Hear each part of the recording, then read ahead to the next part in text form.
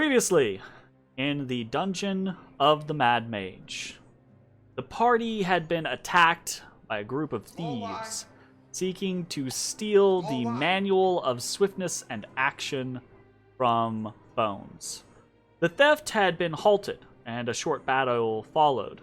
This left several members of the group injured, but it left one of the thieves dead, two captured, and the fourth fleeing into the night.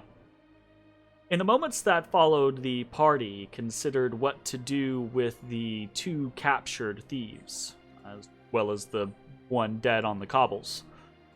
Vengeance, torture for information, possibilities. But ultimately, the party had already been on thin ice with the City Watch in other recent events. They decided that there would be little gain in trying to hide the event or enact vigilante justice. Bones even went so far as to surmise that once the book was read, the attempts would likely cease. And so the party decided to just notify the Watch. A headache, to be sure, but a simple and slight one now rather than a potentially bigger one later. The thieves were taken into custody, the party questioned, but ultimately that was the end of it. Afterwards, most of the party rested, healing their wounds and getting a late start to the day. Initially, the party sought to sell off their valuables, mostly gemstones, and then exchange their money. They were learning, however, that most establishments simply didn't deal in the quantity of valuable goods that they were starting to offload.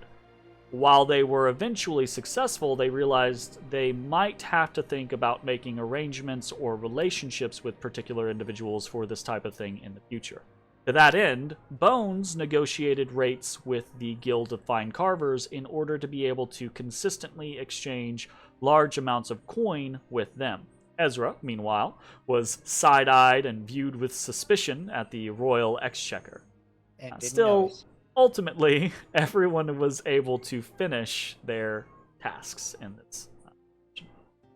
Afterwards, or actually during, Ashes contacted Fala to produce more potions of greater healing, and then, having decided to try his own hand at serious alchemy, headed to the Sleeper's Walk, where he contracted with the Guild of Apothecaries and Physicians to learn more about alchemy. He paid a hefty sum to secure tutelage on the subject over the course of the next few days. Matashtai headed to New Olam's, the Bard College, on the Lady's Rise, seeking to magically communicate with the members of his order about his mission, and more specifically about the artifacts he was seeking and how to empower them. He met an individual named Ivo Vidak, a bard with the ability of perfect mimicry, and together they contacted Chitara, a compatriot Matashtai had worked with before. Chitara was a bit older, and Matashtai hoped her experience would give him the information that he needed. That, and he realized that she was more likely to respond, and it was more likely that his message wouldn't be deflected. Chitara, for her part, told Matashtai that he should be patient, that he had only acquired 3 of the 7 artifacts, and that these things took time to come into their own. Barring that, she told him to fall back on the old Kalashtar favorite: meditation, communion. Bones visited Falconmere Manor, delivering the good news of Elun's defeat to Jareth and Melanor Fellbranch, and they were both pleased. He then made arrangements to stay at Falconmere Manor while reading the manual, as well as having Jareth and Melanor just keep the book there until it was ready. Jareth and Melanor were both more than happy to do this for Bones. And at the end, that was the decision that they made. After all, Bones could think of no safer place to keep the book than Falconmere. Ezrah, for his part, traveled across the city to visit Mert at the theater, and there he told the old wolf of the many adventures and discoveries that the party had made since they had last spoke. Mert, for his part, informed Ezrah more about the shadow under the mountain, the seriousness of the issues at hand. He told Ezrah of the event of Halaster's High Harvest Tide, when the old mage had been kidnapped and taken from the dungeon, how the shadow had pursued and how the city's defenders had been all but powerless to stop it, how the event had only ended by defeating the kidnappers and returning Halaster to the dungeon. Mert also talked about how Halaster had died before, but each time he had just reappeared in the dungeon.